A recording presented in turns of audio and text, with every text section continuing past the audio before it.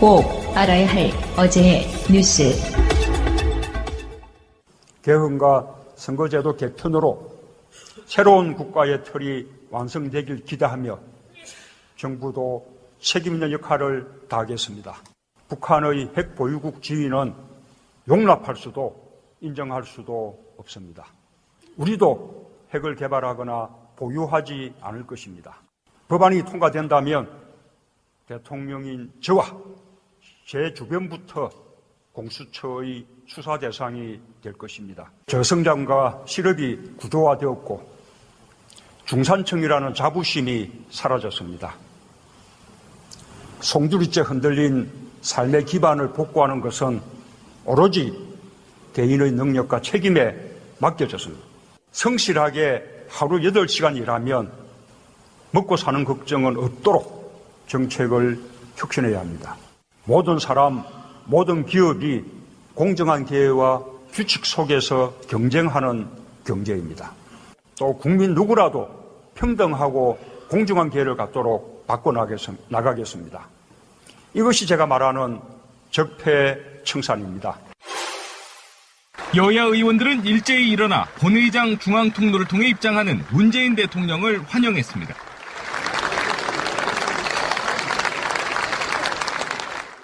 문 대통령은 다양한 문구와 도표를 이용해 내년도 예산안과 주요 법안 처리에 협조를 당부했습니다. 촛불 집회 사진과 태극기 영상을 활용해 국정운영 철학을 밝히는 동시에 국민 통합을 강조했습니다. 한반도 평화를 위한 초당적 협조를 당부하고 개헌 의지를 거듭 밝히는 대목에서는 국민의당과 바른정당, 정의당 의원들 사이에서도 박수가 나왔습니다. 북핵 문제 앞에서 정부와 국회 또 여와 야가 따로일 수 없습니다. 한반도 정책에 있어서만큼은 초당적인 협조가 있기를 기대합니다.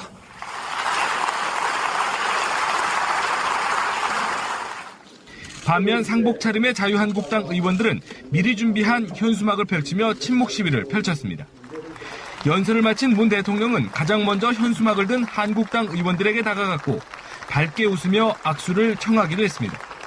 현수막을 들고 있던 의원들도 악수에 응하는 진풍경이 펼쳐지기도 했습니다.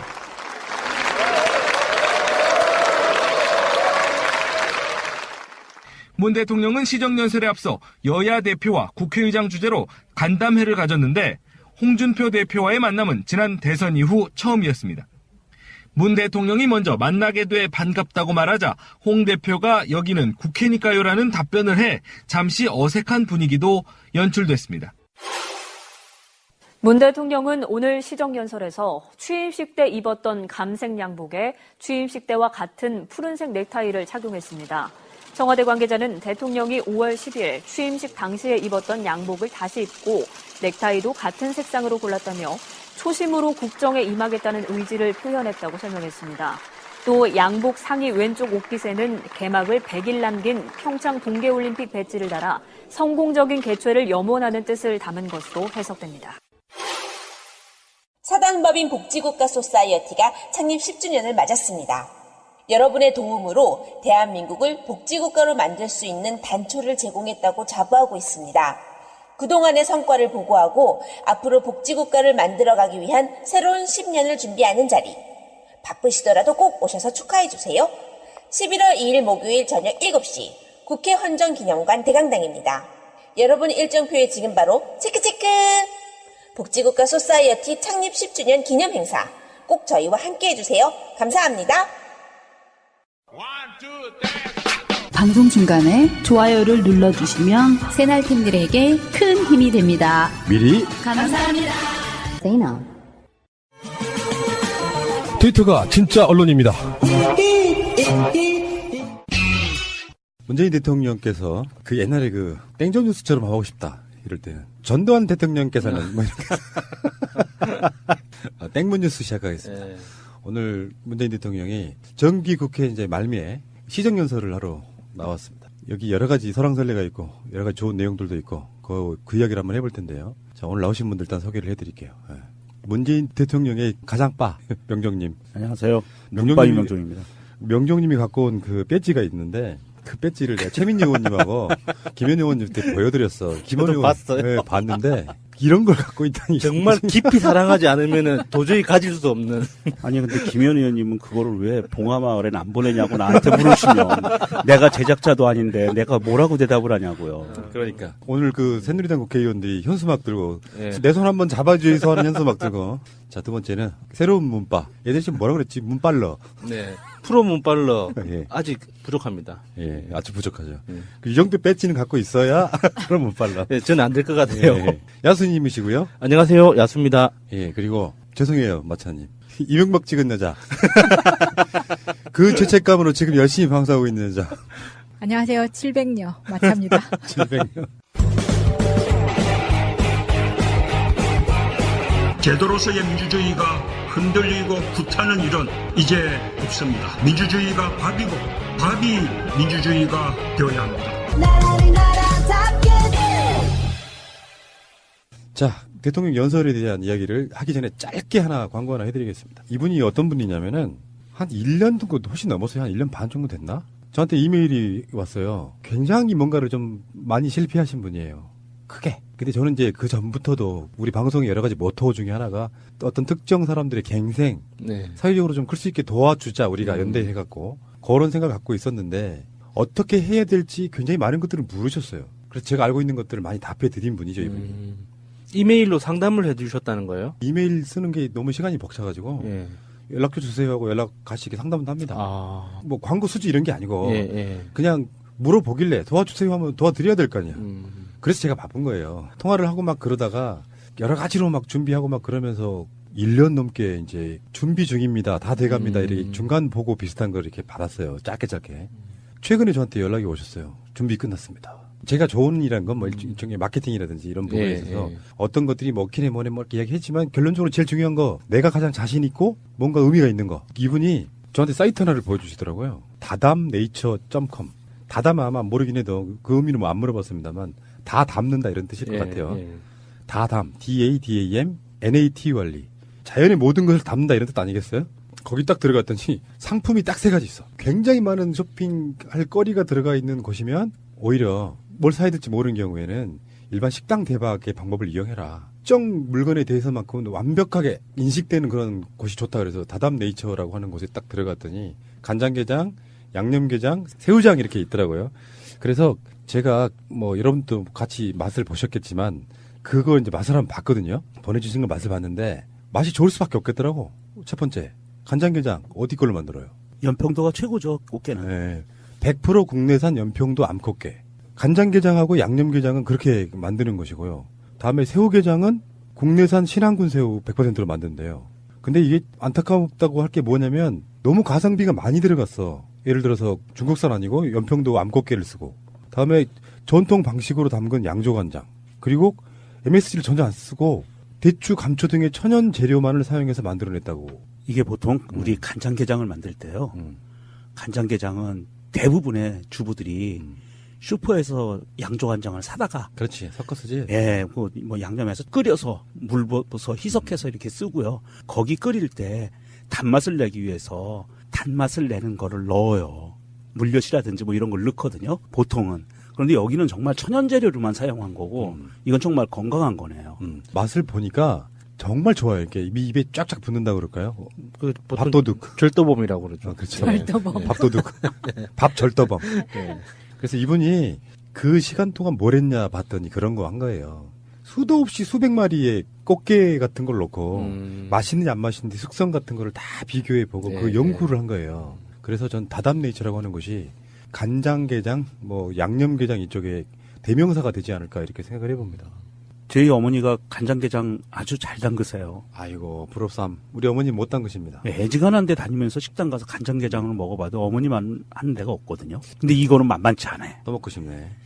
인 잘한 쌀밥에 개뚜껑 열어가지고 싹 장, 노란 장. 근데 그게 난 너무 아까워가지고 어떻게 먹냐면은 잘 맛있게 먹는 법은 대접 하나를 달라고 해. 그리고 거기에 있는 속에 들어있는 걸 다 끄집어내서 김가루하고 딱 참기름만 넣어서 이렇게 싹 비벼 먹으면 맛있어요. 근데 간장게장이나 양념게장은 다이어트 할 때는 드시면 안 됩니다. 왜요? 밥도둑이니까? 너무 과식하게 돼요. 맞아요, 그거는. 예. 네. 보통 간장게장이나 양념게장이 밥상에 올라오면 기본 이렇게 하나씩 뜯어 먹으면서 한 그릇, 게딱지에 한 그릇 이렇게 두 그릇을 그리고 먹어요. 남은 간장이나 양념장에 비벼서 한 그릇 더. 하나 더 있는 그 새우장이 서운해야겠다. 새우장은요 원래 이제 간장 게장이나 양념게장은 좀 약간 달라요. 간단히 말하면 이렇게 제가 요리를 좀 하는 입장에서 설명해 드리면 뜨겁게 끓어오른 장을 살아있는 게한테 붓는 거예요. 원래는 부어서 그거를 3번, 4번 정도를 해야 돼요. 그렇게 해서 양념이 배어들게 하는 거고 양념게장은 생물인 상태의 게장에다가 양념을 버무린 거예요. 비슷한 방식으로 만드는 게 새우장인데 이게 새우장이 먹어보면 굉장히 달아요. 이거 양념 탓도 좀 있겠지만 이런 맛을 좋아하는 사람들은 미치는 거예요. 이게. 그 새우가 가지고 있는 원래 그 단맛이 있잖아요. 새우살이 가지고 있는. 사실 저는 새우장을 그동안 한 번도 못 먹어봤거든요. 새우젓은 많이 먹어도. 근데 이번에 제주도 가서 먹어봤어요. 반찬으로 나오는 거예요. 6,000원짜리 식단에서. 이 양반이 저 호강은 다 하고 왔구만. 6,000원짜리 식단에 게장도 있고요. 새우장도 있더라고요. 참. 그래서 먹어봤는데 정말 달아요. 달아요. 정말 달아요. 네. 자, 이걸 왜 소개해드리냐. 여러분들은 다담 네이처만 기억하시고요. 이 다음 방송에서 나오는 우리 이벤트 퀴즈에 이분들이 처음에 내가 가격도 안 보고 10명 주세요 그랬거든요. 근데 가격이 좀 비싸. 그래서 내가 스스로 철회를 했네. 주시겠다고 하는 거를. 10명을 주시면은 몇십만 원어치가 되는데 이제 막 시작하신 분이잖아요. 그래서 저는 전적으로 좀 도와드리고 싶습니다. 이분을. 그래서 뭔가 잘 되고 있다는 소리를 들어야 좀 마음이 놓이는 그런 입장이라서 다담 네이처 DADAMNATURL.com 한번 들어가 보시고 여러분들은 여기서 이벤트를 저희들이 하는데 이제 안 가르쳐드려도 되겠죠.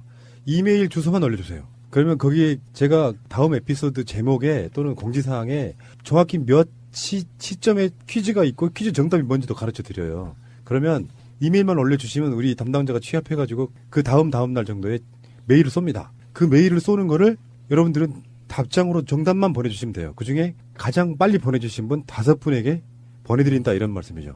세계에서 가장 쉬운 퀴즈예요. 그렇죠. 제일 쉽죠. 답까지 알려드리는데. 복지국가 소사이어티보다 한 10배는 쉬워요. 지난주 문제와 정답이 뭐였죠? 아십니까 혹시? 세월호 에피소드 제목. 그 제목이 모든 걸 말해줬기 때문에 그래요. 음모론 같지만 사실로 드러난 것 이런 거였단 말이에요. 자, 여러분들 간장게장 드시고 싶으시죠? 완전 잘 먹었어요 오늘. 예, 완전히 뭐 배가 터지려고 그럽니다 지금. 어쨌건 이거 간장게장, 양념게장, 새우장 좀 관심 갖고요. 제가 항상 드리는 말씀은 우리 방송 연대체의 방송이기 때문에 이왕 비슷한 거 사 먹을 거면 이런 분들의 업체를 이용하시는 것이 어서 많이 본 광고 멘트 같은데. 예. 자, 문재인 대통령의 시정연설 이야기부터 먼저 할 텐데 국회에 가서 차담회를 먼저 했나 봐요. 네, 여야당하고 같이 했죠. 근데 홍준표 가리키면서 오늘은 오셨네요? 이 말이 이제 청와대에 안 왔다는 뜻이잖아. 네. 근데 홍준표만 빠졌잖아. 그때 홍 대표가 여기는 국회니까요. 그 국회니까요. 그 앞에 쩝 했을 것 같아요. 이게 내 나와버리는데 내가 빠질 수 있나 이 의미인데. 그렇지. 사실 홍준표 현역도 아니잖아. 당 대표니까 들어가는 거지. 여러분들 국회 본회의장 보좌관 빼고 본회의장 들어가 보신 적 없죠? 없습니다. 없죠. 본회의장 들어가려면요 굉장히 삼엄해요. 특별한 용무가 있지 않는 한 굉장한 절차를 거쳐야 돼요. 국회 정문 들어가긴 쉬워. 어떻게 뭐 의원실 연락해보고 들여보내주는데 국회 본회의장에는 홍준표가 당대표 아니었으면 지가 올 수 없는 자리야 이게. 본회의장에는 당대표도 못 들어가요. 현직 의원이 아니면. 현직 의원만 들어가는 거고 보통 그 현직 의원만 들어가니까 보안 검색이 좀 느슨하기는 할 텐데 대통령이 오는 날 보안 검색을 안 했다는 게 나는 굉장히 좀 문제가 심각한 것 같아요. 국회 쪽에. 또 한 번 저희 부족함을 또 여기서 느끼네요. 보안 검색. 그러니까 홍준표가 무단 출입한 거네. 차담회는 본회의장 안에서 하진 않았을 거 아니에요. 그 건물 안에서 했을 그러니까 거야. 홍준표 같은 사람 몸수색을 해야 된다는 그런 취지인 거죠. 그렇죠. 아니 국회의원도 다. 아니 잠깐만. 홍준표가 혹시나 문재인 대통령한테 발정제를 먹이면 어떡해. 자, 그랬고 내용에 들어가기 앞서가지고 새누리당 의원들의 폐악질을 한번 좀 씹고 갑시다. 일단은 현수막 3개 정도를 이렇게 걸었단 말이에요. 현수막 3개 건 게 이제 뭐 이를테면 이런 내용들이에요. 북핵 관련해가지고 결의안할 때 뭐 기권한 이야기. 그리고 이번에 연평도 어디서 이렇게 어선 납북됐다가 돌아온 이야기. 그리고 방송장악 이게 3가지 정도를 걸었는데 그 자체가 불법이라면서요. 본회의장에 들고 들어갈 수가 없어요. 거기에다가 이게 현수막은 양 사이드에 강목이 걸쳐질 수도 있잖아요. 여기 뭐 오늘 갖고 들어간 거에 강목은 없었는데. 아 그러네. 양 끝에 강목으로 연결하는 거요? 강목은 없었는데 이게 흉기예요. 현수막이. 그렇죠. 현수막으로 사람을 묶을 수도 있거든요. 근데 그런 지점에서 이야기를 하는 건 아니고 뭐냐면은 의사 진행에 방해가 될 수 있는 요소는 갖고 들어갈 수 없다. 예. 이게 법으로 정해져 있는데. 그래서 보통 본회의장에서 가장 많이 쓰는 게 손팻말, 네. A4 용지 사이즈의 손팻말을 주로 사용하죠. 컴퓨터 모니터 앞에도 그렇지만 예. 박수도 안 치고 아니 대체 지금 이 나라 이 상황을 누가 만들어놨냐고 책임자들이 지금 저러고 있는 거예요. 정권거치 인정 안 하고 있는 거거든요. 근데 문재인 대통령의 놀라운 멘탈은 그러니까 자유한국당 의원들의 실드는 이런 거 아니에요? 설마 우리 쪽으로 올 줄 몰랐다. 그러니까 모양새가 이상해진 거야. 한쪽으로는 현수막을 들고 있으면서 한쪽으로는 악수하는 이상한 모양새가 생긴 거예요. 그림이 너무 웃기더라고요. 그것도 활짝 웃으면서 그 정치인들은 악수와 미소가 신경이 하나로 이렇게 붙어 있잖아요. 이 악수 이꼴 미소 이게 훈련이 돼 있으니까 자기도 모르게 미소가 나와버린 거예요. 한쪽 손에 왼쪽 손에 현수막을 들고 오른손으로 악수를 하는데 그 악수를 거부하든지 아니면 인상이라도 쓰든지 해야 되는데 너무 환한 미소가 같이 나와버린 거지. 그러니까 제가 봤을 때는 국회의사당에 대해서 자유한국당 국회의원들 다수는 동물원 원숭이 된 겁니다. 공영방송 장악 음모 밝혀라. 북핵 규탄 유엔 결의안 기권 밝혀라. 북나포 오선 7일간 행적 밝혀라. 이게 지금 시정연설에서 이야기에 대해야 될 문제도 아니고요. 민주주의 유린 손팻말 붙이고 아니 민주주의 유린해가지고 지금 나오고 있는 수개월간의 각종 보도들은 뭡니까? 자유당 의원들이 현직 의원들이 현수막 3개를 붙였는데 좀 조목조목 좀 따져줄까요? 이 중에 나포선 7일간 행적 밝혀라. 이게 이제 북한에 납포됐다가 돌아온 배에 대해서 도대체 대한민국의 해경은 뭐 했냐라는 뜻이거든요. 그런데 이게 새로운 뉴스가 밝혀진 게 있습니다. 이 어선이 어획량을 늘리기 위해서 많이 잡을 욕심에 AIS를 끄고 넘어갔대요. GPS 같다 그렇죠. 네, GPS 이런 거. 그러니까 배 항적을 추적할 수 있는 기계를 끄고 월북을 한 거예요. 동해 그 한계선을 넘어가 버린 거예요, 북한으로. 그랬기 때문에 해경에서 추적이 안 되는 상황이었고 이게 없어져 버리니까 이게 어떻게 된 거냐라고 해경은 그러던 상황에 북한이 그거를 넘어갔으니까 잡아가야죠. 우리도 넘어오면 잡아오잖아요.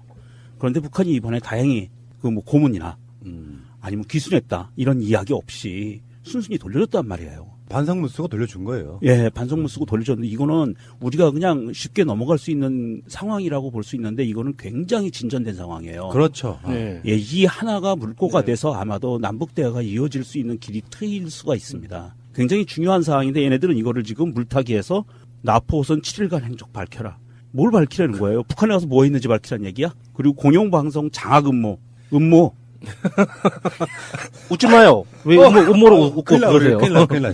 우리 뭐가 있어 지금. 아니 지들이 장악했잖아. 음모도 하고. 자기들이 자유당이 공영방송 장악했고 장악 음모도 꾸몄고 다 했잖아요. 근데 이제 정상화 시키려고 하는 건데 그걸 음모라고 그러면 듣는 음모 기분 나쁘죠. 네. 정우택 씨, 아이고 그러네. 난 정우라고 해. 새가 날아든다는 여러분들의 하트를 먹고 삽니다. 잊지 않으셨죠? 에피소드 제목을 누르고 플레이가 되면 오른쪽 위에 하트를 꾹 눌러주세요.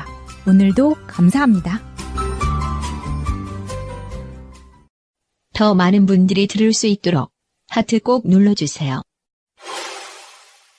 뭐 그거 외에도 이 사람들이 보여주고 있는 모습, 자유한국당이라고 하는 정당이 왜 없어져야 되는지를 기본적으로 보여주는 것 같아요. 국정감사 보이콧 했잖아요. 방송 장악은 누가 했는데 그 핑계로 그 민주주의 방송 장악 하는 말마다 전부 다 말도 안 되는 말. 일반 국민들이 봤을 땐 정말 쟤들 뻔뻔하다. 저게 사람인가? 원숭이지? 그래서 아까 좀 전에 말씀드린 게 동물은 원숭이 된 거예요. 그래서 민주당 의원들이 한 명씩 다 셀카 찍어 SNS에 올리고 있어요. 저런 사람같이 하는 것들이 다 있나 이런 거일 거 아니에요. 사실 본회의장 안에서 그런 그림을 배경으로 셀카를 찍을 기회가 많지는 않을 거 아니에요. 예. 문재인 대통령이 멋진 건 그런 거예요. 보통 박근혜 같으면 그쪽으로 안 가죠. 퇴장할 때. 근데 새누리당 의원석을 과감하게 돌파해버리니까 뻘쭘해져가지고 진짜 그 포샵 된 거 보면은 진짜로 뭐 손 한번 잡아주세요 대통령님 뭐 이렇게 팬심들을 이렇게 만들어 놓잖아요. 새누리당이 그 롯데월드 선거 어디서 이렇게 피켓 들고 시위하고 막 이럴 때 거기 닷은 누구 겁니까 올리신 거. 작년에 10월에 박근혜가 연설을 했거든요. 작년에 박근혜도 했어요. 근데 박근혜도 똑같은 장면을 연출했어요. 그 당시 새누리당 의원들한테 가가지고 악수했거든요. 자기들 쪽으로 간 거지. 거기는 누나 그렇지, 이렇게 부르는 사람이 있으니까. 아, 윤상현이 와서 앵겨 붙고 막 이랬던 상황들 그랬고요. 아, 이번에 문재인 대통령 시정연설에 관계된 거는 이제 입구가 여당 쪽으로 들어와서 야당 쪽으로 나가신 거고, 이번 시정연설에 국민이라는 단어를 70번을 썼답니다. 경제에 관계된 건 39번을 썼고요. 키워드고요. 이게 국민과 경제, 공약사항을 지켜나가는 그런 시정연설이었고, 이 시정연설은 그냥 연설이 아니고요. 정부가 국회에 예산안을 이렇게 올릴 테니까, 그렇지. 아, 잘 좀 봐주세요. 통과주세요라고 해주세요라고 부탁하는 연설이거든요. 그러니까 행정부의 수장이 입법부에 나와서 네. 상황 자체를 설명을 해주는 건데. 그렇죠. 그래서 이거 잘 좀 봐주세요 이런 거거든요. 예, 네. 맞습니다. 이런 상황이었고, 그런데 이제 이 자유당 애들은 박수를 한 번도 안 쳤다고 그러죠. 박수를 치고 싶어도 현수막 들고 있는데 선이 없잖아요. 아, 이해해줘야 그러네. 돼요. 그럼 뺨을 때려야지. 한 손으로 현수막 들고. 현수막 구겨질까봐. 자기 뺨을 때리면서. 현수막을 입으로 물고 박수를 치든지. 천정배 의원은 야구 봤죠. 아, 그래요? 야, 이런 디테일 좋아. 그게 카메라에 딱 잡혔어요. 아니, 야구를 그게 봐요? 무슨 네. 메이저리그 봤구나. 월드 시리즈. 아니, 국회의원이 지금 미국, 도대체 기아 우승했으면 됐지, 뭘 또 원하는 거예요? 이번이 다저스 팬이구만. 그러니까. 네. 다저스에 우리나라 선수도 있고. 네. 문재인 대통령한테 나갈 때 다저스가 이겼어요. 알려주려고 그러지 않았을까? 문재인 대통령이 적으니까 모두 다 이뻐 보이는 거예요? 그러니까 선의로 해석해. 그 선의로 해석해야 되는 게 문재인 대통령 야구 광팬이 누구나 다 아는 거니까 네. 공유하고 싶어서. 취미를 공유하고 싶어서. 아, 그 장면 캡처해서 그 텔레그램으로 보내드리려고 대통령한테. 천정배도 야구 좋아한대요. 문빨래요래요. 네. 자, 그러면은 내용을 한번 들어가 봐야겠죠. 무슨 이야기를 했는지. 전문을 우리가 이렇게 보고 있는데 다 읽어보려면 한 번씩 다 읽어보셨을 거예요. 결론을 먼저 말해야 될 것 같아요. 이게 지금 A4 용지 분량이요. 10장짜리예요. 이거 다 읽는 게 좀 힘드실 것 같아요. 문재인 대통령은 특별히 이렇게 침이 많이 부족하신 분이잖아. 연설하는 거 보면.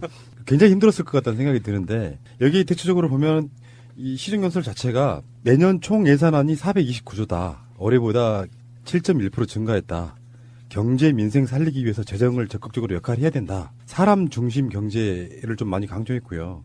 그런 경제의 과실이 이제는 재벌 중심이 아니라 국민 골고루 이렇게 돌아가야 된다. 이런 원칙적인 얘기를 했고, 공수처 설치에 대해서도 얘기했어요. 네. 저와 제 주변부터 수사 대상이다. 나부터 설선수범하게 때론 의미고요. 다음에 한반도 평화의 5가지 원칙도 이야기했고, 국정원 대북 정보에만 전념하도록 개혁하겠다. 이것도 얘기했고, 개헌에 대해서는 내년 지방선거 때 개헌 국민투표가 바람직하다.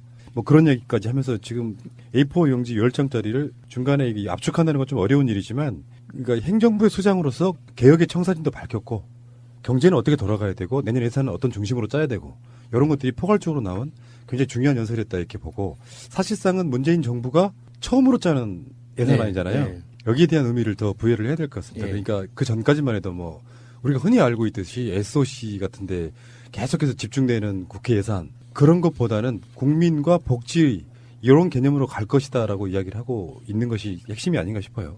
그런 면에서 저는 이 그 시정연설문 전문을 읽어보면서 좀 감동받았던 게, 이명박이 우리나라에 심어놓은 가장 그 고질적인 병폐가 효율성, 경영 합리화라는 이런 게 정부 운영에도 이렇게 이식이 돼 있었거든요. 그래서 정부 예산조차 뭔가 남겨야 됐어요.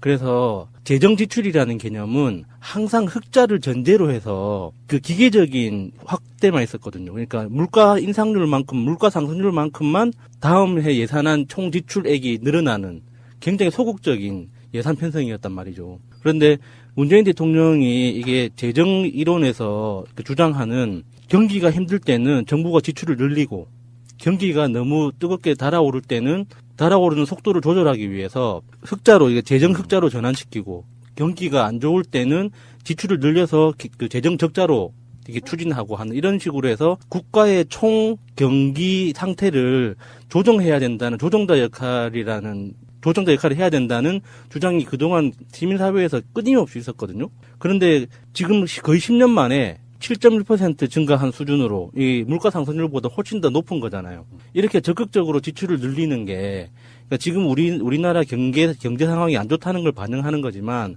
그게 그동안 시민사회에서나 학자들이 주장해왔던 거예요. 이렇게 적극적으로 지출을 늘려야 한다는 거. 그래서 그게 디테일 면에서도 여러분들이 이렇게 지적을 하시겠지만 이게 너무 감동적이었어요. 그렇게 바로 실행을 하신다는 것 자체가. 기존에 우리나라 경제에서는 특히 자유당 옛날 새누리류를 포함한 그쪽 계통에서 끊임없이 주장하는 것은 작은 정부론이에요. 정부의 간섭을 최대한 배제하고 시장 원리에 맞게 시장들이 알아서 굴러가게 냅둬라. 지난 20년간 우린 그걸 봐왔거든요. 얼마나 나라가 황폐해질 수 있고 사람들이 일자리가 없어서 소득이 떨어지고 얼마만큼 사람들이 황폐해질 수 있는지 이것을 정말 두 눈으로 보여준 20년간이었거든요. 문 대통령이 처음에 도입부에서 말한 것도 그거예요. 정확히 20년 전에 IMF 상황. 그런데 그 IMF로 나라가 절단이 났는데도 불구하고 국민들이 금모으기를 통해서 나라를 구하고자 했는데 돌아온 것은 무엇이냐. 국민들이 암흑 같은 이 경제 위기, 국민들의 경제 위기예요. 기업과 국가는 경제가 더 건실해졌는데 국민들은 더 나락으로 떨어졌다. 이런 이야기를 하는 거거든요. 여기에서 이제 국민을 위한 그 소득주도 경제, 소득주도 성장이라는 거에 대한 키워드가 여기서부터 시작이 되는 거예요. 실제로 국민들은 언제나 애국을 했어요. 나라를 걱정했고 기업을 걱정했고 정말 내가 찢어지게 가난해도 삼성을 걱정했단 말입니다. 우리나라 국민들은. 그랬는데도 불구하고 국민들의 삶이 나아지지 않았다. 이런 처절한 자기 반성으로부터 정부가 예산을 편성했다라는 거는 정말 이건 굉장히 획기적인 겁니다. 이런 사례가 없었어요. 그래서 저는 그 연설문 중에 이 부분이 저는 굉장히 남더라고요. 세월호 광장과 촛불 집회는 지난 세월 우리 사회의 부조리와 모순을 한꺼번에 드러낸 공론의 장이었습니다. 국민들은 국가의 존재 이유가 무엇이냐고 물었습니다. 부정부패와 단호히 결별하고 불평등과 불공정을 바로잡을 것을 요구했습니다. 그것은 아무리 노력해도 개인의 힘만으로는 고단한 삶에서 벗어날 수 없는 현실에 대한 고발이었습니다.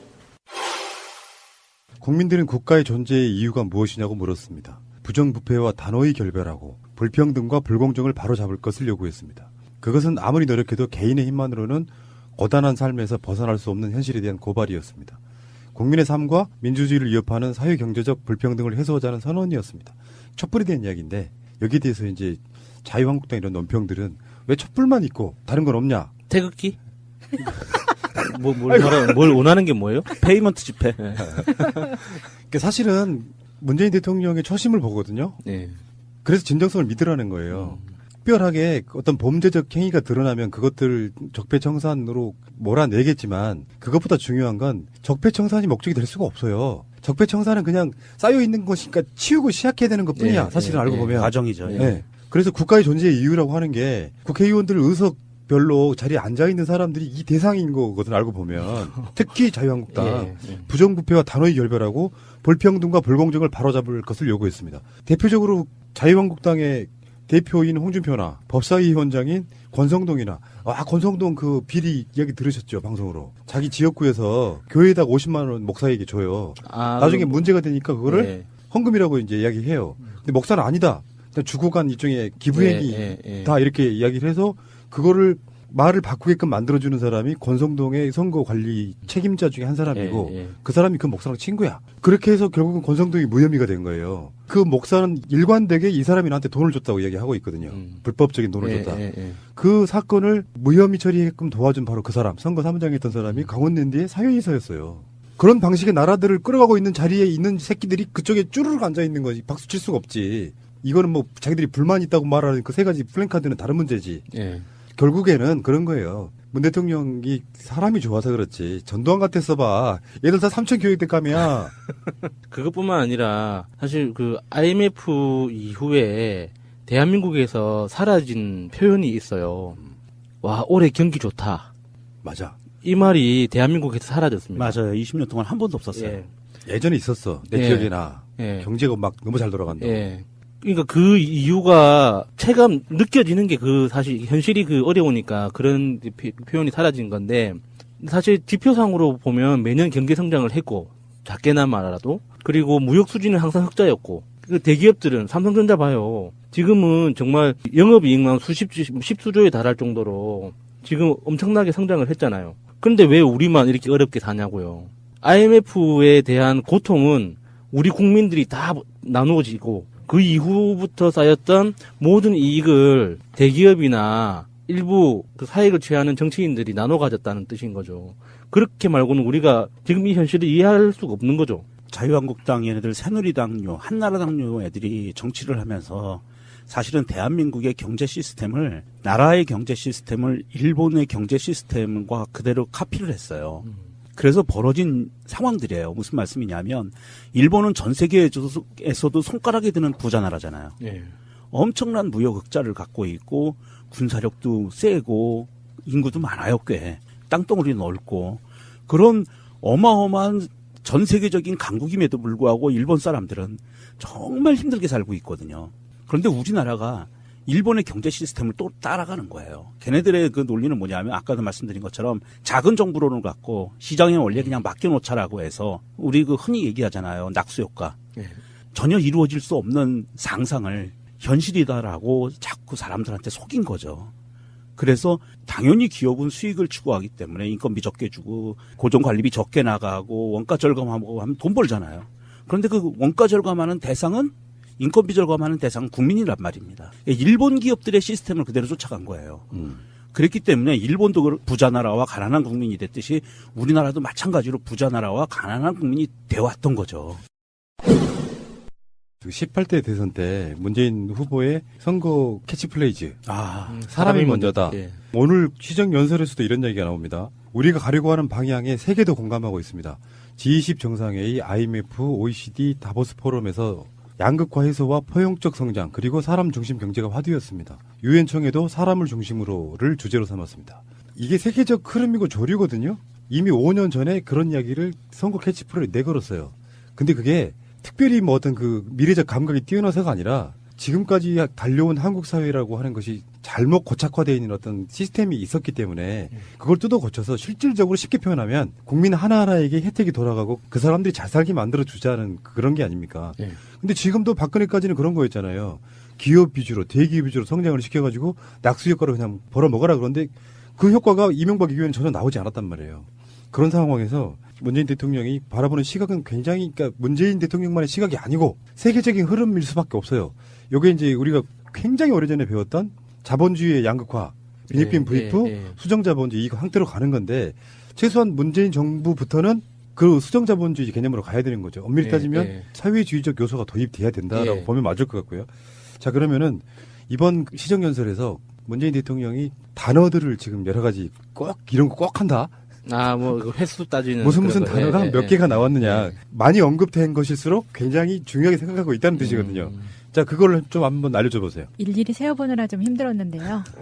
국민이라는 단어는 70회, 그리고 국가가 25번 사용이 됐는데요. 같은 의미인 정부와 나라가 각각 19회, 14회 쓰여서 모두 58회로 국민에 이어서 가장 많이 등장했습니다. 공정과 불공정 단어는 모두 8번, 정의, 이 단어도 5번 쓰였습니다. 경제 단어는 39회, 사람이라는 단어는 12회, 평화 7번, 안전 단어도 11번 쓰였습니다. 국회라는 단어는 21번 등장을 해서요. 국민, 경제, 국가에 이어서 4번째로 많았습니다. 예, 국회에 갔으니까 국회의원들한테 사정해야 되니까 국회란 말을 많이 썼을 거고 요거를 다 합치면은 그런 나라 만들면 되겠네요. 그 키워드로만 만들면 국민을 소중하게 여기는 국가, 정부, 나라를 만들어야 되고 불공정이 있으면 안 돼서 공정해야 되고 그다음에 정의로운 나라가 돼야 되고 경제는 안정시켜야 되고 이렇게 해석하면 되게 쉬운 거겠죠. 그 국회라는 단어는 국회는 정신 차려야 되고 그러니까 정신 차리는 게 원래 경고의 의미가 확실히 맞는데요. 이게 현실적으로 봤을 때 자유한국당 의원들한테 부탁하는 거죠. 비는 의미에서 그렇죠. 이게 예산 심사를 하다 보면 많이 들어보셨을 거예요. 그 쪽지 예산이라고 이 개수조정위원회에 들어가서 이 통과 직전에 정말 숫자 장난 정말 적극적으로 치거든요. 그리고 각 위원회별로 배분된 예산 심사 과정에서도 각 예산 소위에서 각 그 지역구 관련된 예산 관련해서 여야를 초월해서 로비가 어마무시합니다. 그러니까 그 과정에서 원래 문재인 대통령이 추구했던 그 정신과 철학을 담아서 편성한 예산 이 구조가 흐트러질 가능성이 있거든요. 네, 그러니까 있죠. 어떻게 해서라도 문재인 대통령이 뭐 욕을 할 수는 없잖아요. 정신 차리라고 대놓고 욕을 할 수는 없잖아요. 그러니까 읍소하는 거죠. 제발 좀 나의 이 예산안을 충분히 이해해 주시고 제발 좀 지켜주세요. 라고 이제 부탁하시는 의미에서 그렇게 많이 언급했을 거라고 봅니다. 사실 이번 예산이 굉장히 중요한 게 지난 작년부터 이어진 우리 6개월간의 그 촛불 혁명이 전 세계 민주주의 역사를 다시 썼거든요. 국민들이 직접 참여하는 직접 민주주의, 그리고 무혈혁명이 가능한 민주주의 시스템. 이게 사실은 그동안은 민주주의는 피를 먹고 자란다라고 우리가 공부를 하고 살아왔어요. 예, 그렇게 많이 배웠죠. 예, 혁명을 위해서는 피가 필요하고 그런 과정을 겪었지만 21세기에 들어와서 지금 2016년, 17년을 거치면서 전 세계의 민주주의 국가들에게 정말 폭력적이지 않고 법을 지키는 테두리 내에서 혁명이 가능하다. 이런 것을 하나의 민주주의 시스템을 제대로 된 거를 하나 보여준 계획이었어요. 그런데 이번에 이 예산안에 담겨 있는 것은 사람 중심의 그 경제 예산이거든요. 국가 중심이나 기업 중심이 아니라 이것이 아까도 뭐 푸나님이 말씀하신 것처럼 다보스 포럼이나 G20이나 세계 경제 지도자들의 어떤 화두예요. 이런 화두에서 대한민국이 촛불의 민주주의와 더해서 전 세계가 화두로 삼고 있다는 거는 추구하고자 하는 목표이고 아직 안 했다는 이야기예요. 네. 하고 싶다는 이야기고 이것을 대한민국에서 예산이 제대로 통과가 돼서 사람 중심의 경제로 2년, 3년 내에 이게 급격하게 회복이 된다면 아마도 대한민국이라는 나라 자체는 전 세계에 아마 중심으로 우뚝 쓸 수도 있고요. 잘하면 노벨 경제학상도 받을 수도 있어요. 이런 굉장히 좀 중요한 거고요. 첫 해 예산이 이게 원만하게 잘 돌아가줘야만이 그 다음에 예산도 제대로 갈 수가 있고요. 아까 야수님이 얘기한 것처럼 쪽지 예산이나 이런 그 헝클어질 수 있는 것들을 좀 최소한으로 줄여줄 수 있는 100% 막을 수는 없잖아요. 근데 이게 자유한국당의 배째라식 이런 깽판이 또 예상되는 게 그 이전에도 홍준표 대표나 정우택 원내대표가 그 소득주도 성장론 자체를 뭐 사회주의냐 무슨 뭐 기계적 분배 제도냐 뭐 이런 식으로 비난을 많이 했잖아요. 근데 이 세계적인 추세 자체가 작년에 다보스 포럼에 이재명 시장이 초청받아서 강연을 갔었잖아요. 근데 그 강연 주제 자체가 적극적인 복지 정책, 예산을 절감해서 예산을 복지로 전용하는 이런 그 아이디어와 시스템 자체가 다보스 포럼의 그때 그 테마 중에 하나가 기본소득이었거든요. 예. 기본소득 자체를 이제 고민해야 될 때가 왔다라고 이제 대부분의 글로벌 기업들이 동의했기 때문에 이재명 시장을 초청해서 강연을 들었던 거란 말이죠. 그러면 이 소득주도 성장이라는 것도 기본소득은 소득주도 성장보다 훨씬 더 앞질러 나가 있는 거예요. 근데 지금 전 세계는 그렇게 기본소득까지 고민하고 있는 이 시대에 소득주도 성장이라는 그나마 진보적인 개념으로 보면 소극적인 개념일 뿐인데도 그걸 가지고 뭐 공산주의니 사회주의니 이렇게 비난하는 자유한국당의 땡깡을 너무 예상이 된다는 거죠. 예산 심사 과정에서. 그러면 이번에도 예산 심사 기한이 끝나는 날 그냥 그렇죠. 쭉 망치 뜯기고 끝낼 확률이 높겠네요. 12월 31일 예, 11시 마지막 날. 50분까지. 예, 아마 그냥 전체적으로 망치 뜯기고 지나갈 확률이 높겠어요. 지금 자유한국당의 스탠스는 이런 거라고 봐요. 국회의사당에서 정말 찔린 사람들이 여러 명 있었을 거예요. 구조적인 채용비리 관행을 반드시 혁파하겠습니다. 성동이. 이게 지금 강원랜드만 그래서 그렇지 예. 각 지역에 가면 또 공공기관들도 꽤 있고 찔리는 사람들이 얼마나 많겠어요. 근데 박수 칠 수가 없지. 자기 죽이는 건데. 요거는 어떻게 할 수 없는 일종의 저는 아다리 같은 거라고 봅니다. 아다리. 좋네요. 요수. 자유한국당의 스탠스는 뭐냐면은 협치라며 그거야. 오늘 논평도 그런 식이에요. 협치라며 왜 촛불만 이야기해. 무서운 거예요. 촛불에 대한 어떤 그 안 좋은 기억들. 피 한 방울 안 흘렸는데 지들끼리 분열해가지고 뛰쳐나가가지고 박근혜 탄핵에 동의해버리는 뭐 이런 느낌 있잖아요. 기존의 적폐들이라고 하는 것은 진짜로 무서운 거죠.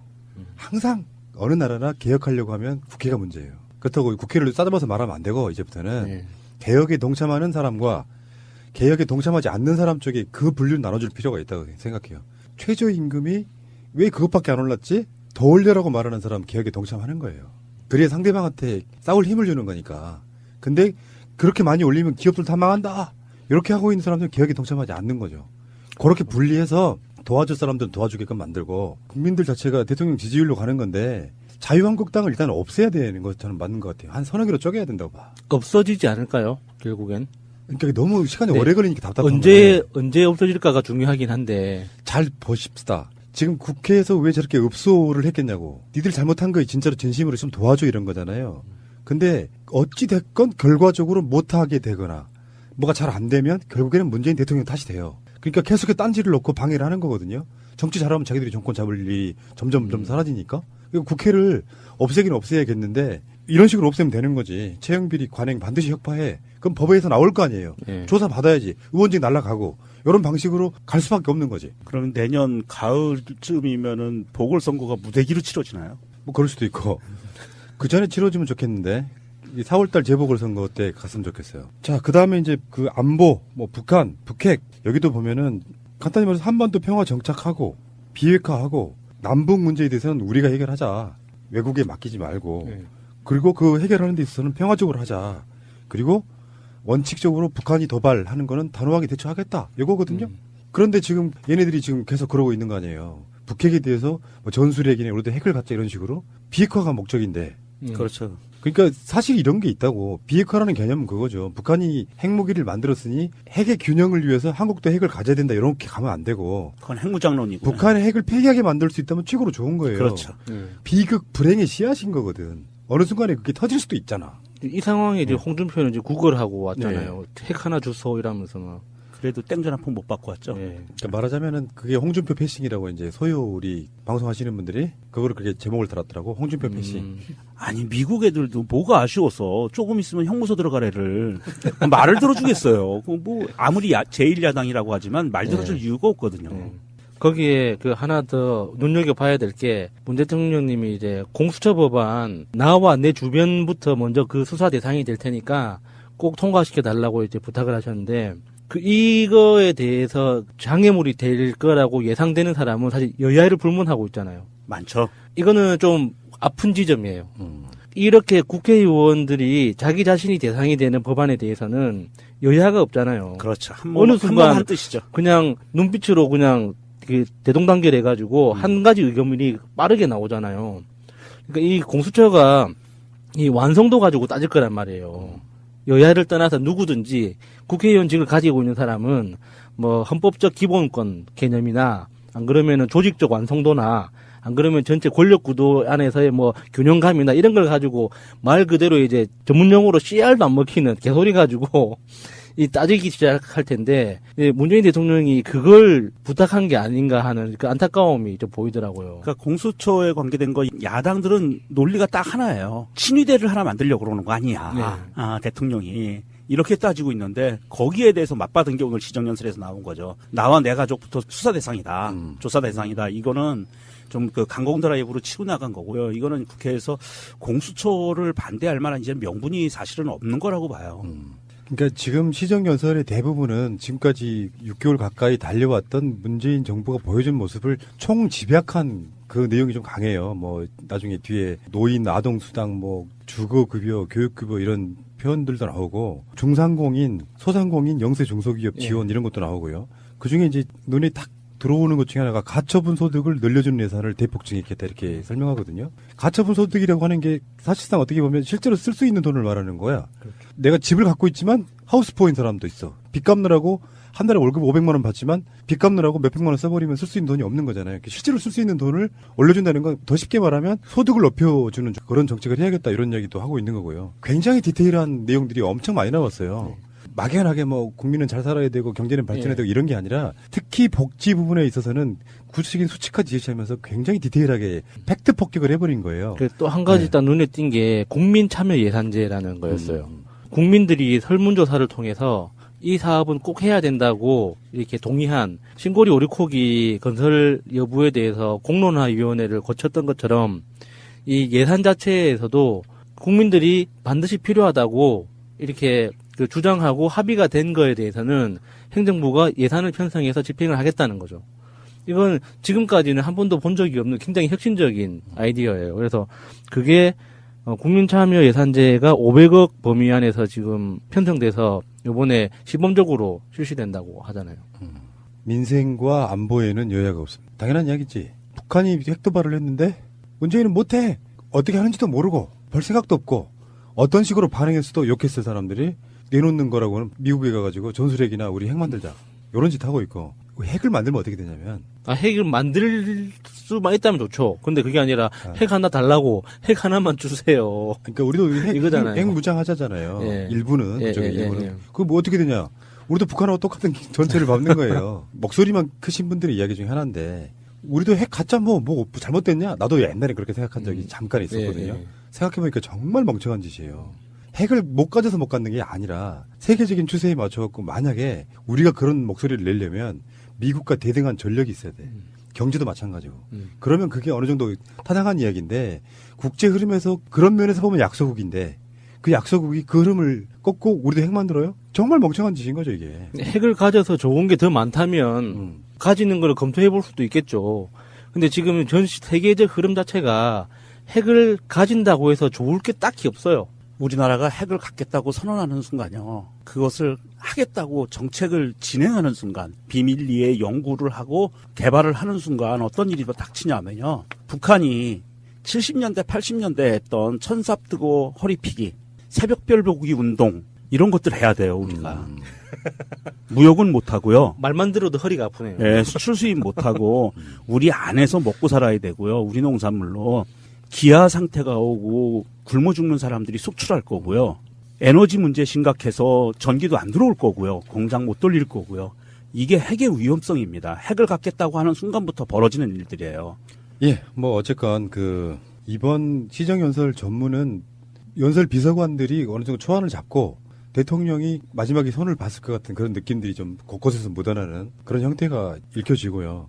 저는 시정연설에서 대통령의 진정성을 또 한 번 봤습니다. 연설 초반에 그런 얘기를 하잖아요. 아까 제가 말씀드린 것처럼 국가가 존재하는 이유가 무엇인가. 거기에 대한 기본 바탕을 깔고 20분이 넘는 장문의 문장이 좀 완성됐다고 보고 무조건 비판하지 말라는 거 아니거든요.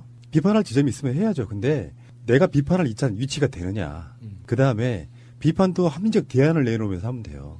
그리고 아까 말한 정의당 정도를 제외한 야당들은 작은 정부는 여전히 SOC 예산 이런 식으로 갈 거란 말이에요. 그걸 혁파하자는 게 촛불의 의미인데 왜 당신들은 예전에 관행대로 가려고 하느냐. 그게 저는 핵심이라고 봅니다. 자, 알겠습니다. 문재인 대통령 손 한번 잡아주세요.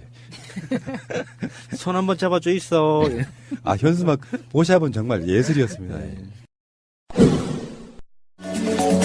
내 인생에 땡땡땡은 없다고 자꾸 말씀하시는데 저는 두 글자예요. 이 주제를 받고 정말 저도 고민을 많이 했거든요. 이렇게 인생이 없는 게 워낙 많아서 도대체 뭘 없다고 해야지 어떤 하나의 이야기로 관통할 수 있을까. 그 중에 하나가 잡은 게 저는 월급입니다. 아, 월급? 예.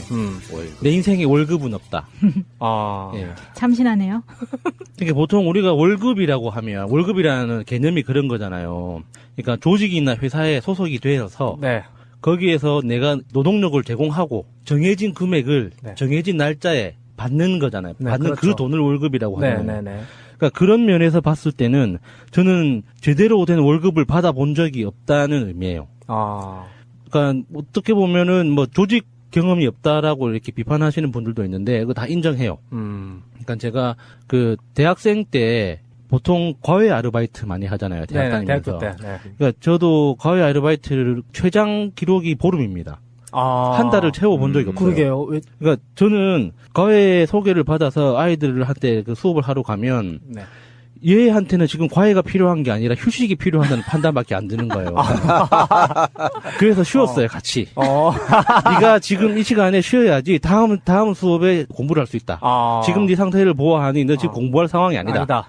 그렇게 하다가 부모한테 들켜서 일주일치만 받고 쫓겨나고 못 받고 쫓겨나고 그랬죠. 지속성이 없네, 지속성. 예. 그러니까 제가 봤을 때 얘들은 지금 공부할 상황이 아닌데 부모들은 계속 공부를 더 시키려고 하는 거예요. 주입식으로 계속해서. 네. 그래서 그 부모님 만나서 한번 당당하게 상담을 신청한 적도 있어요. 네. 지금 애 이렇게 가면 네. 애 쓰러진다.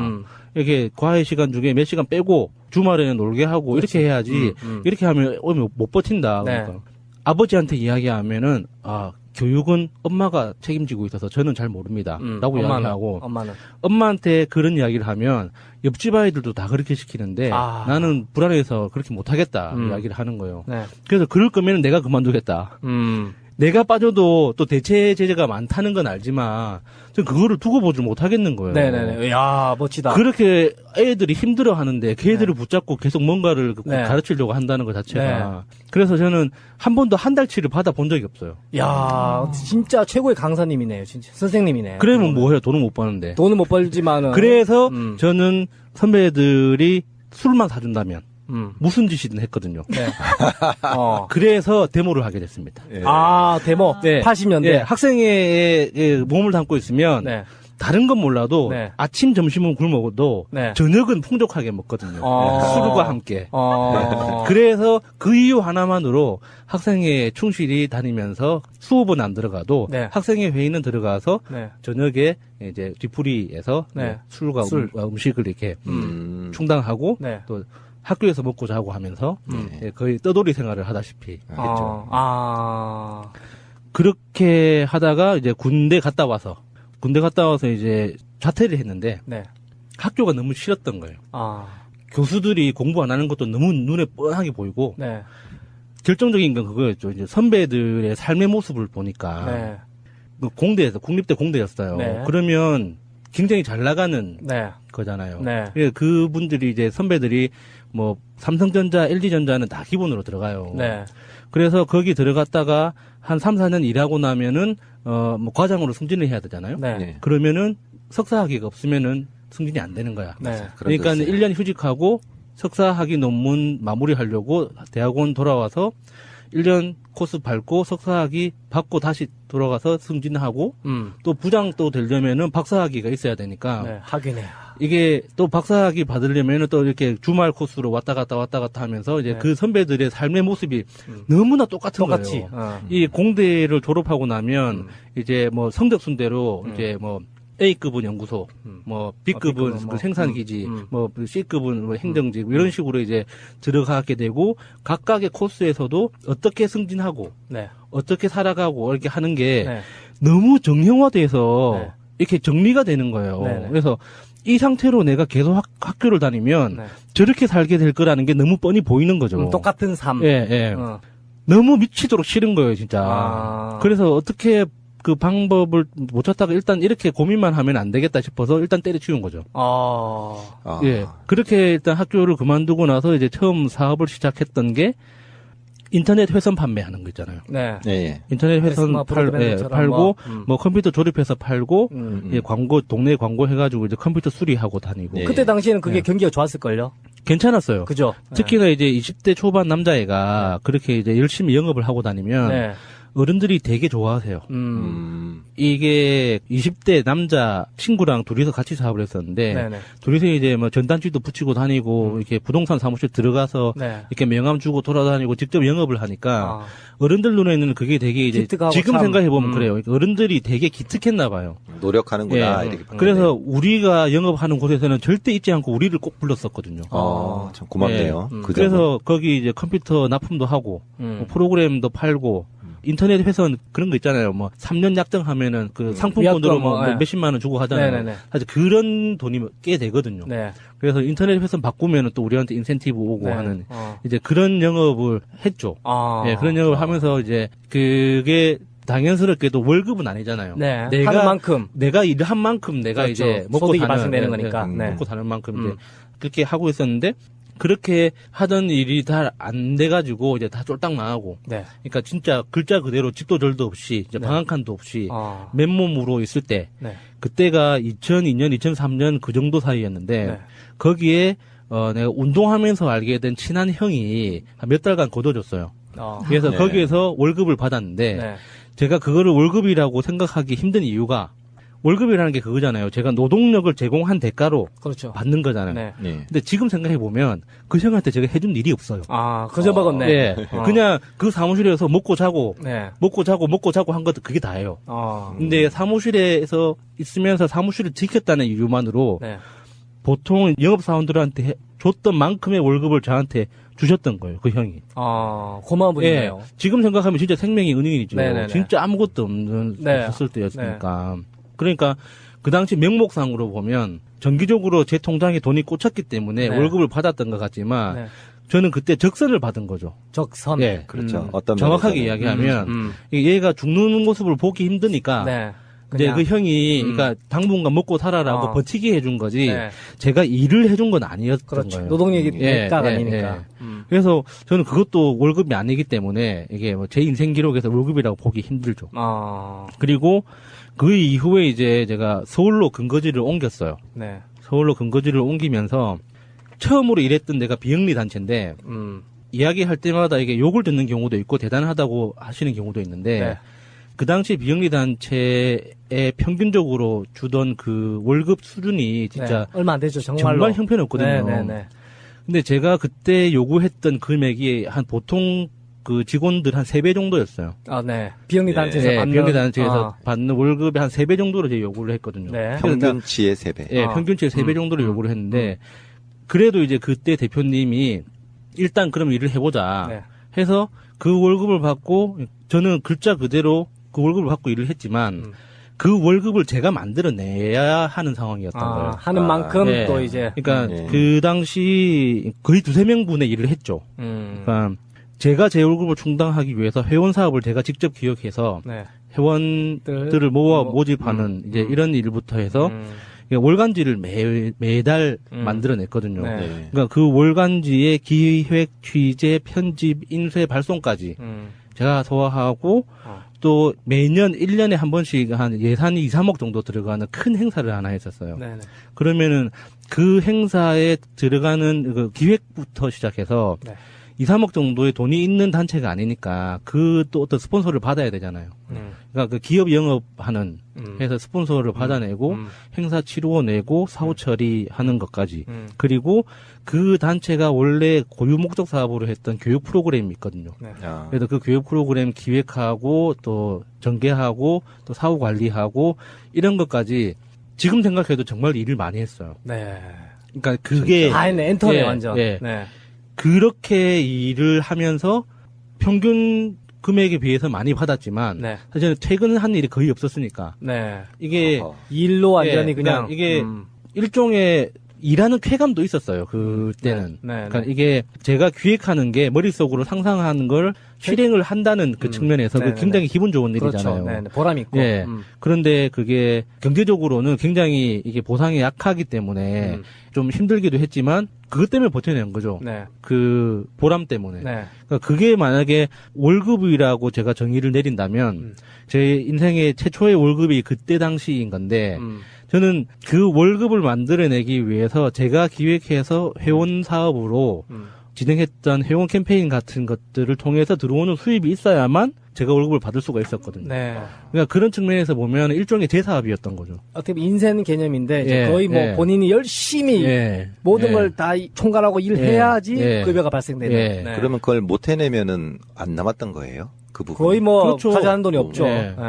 그 회원 회비 수입이 대부분 인건비의 90% 이상을 차지했기 때문에 그게 절대적이었죠. 그 금액이. 그리고 그 이후에 이제 비영리 단체 일을 마치고 사회적 기업을 창업을 하게 돼요. 사회적 기업. 딱 느낌이 오시죠. 얼마나 힘들었는지. 그것도 그러니까 재미는 있었어요. 정말 재미있었죠. 그 사회적 기업 하면서 재밌기는 했는데 이게 경제적으로 이렇게 힘들지는 않습니다. 이렇게 뭐 우리가 가난하게 뭐 이렇게 힘들게 먹고 산다 이런 수준보다는 훨씬 더 많이 벌 수 있거든요.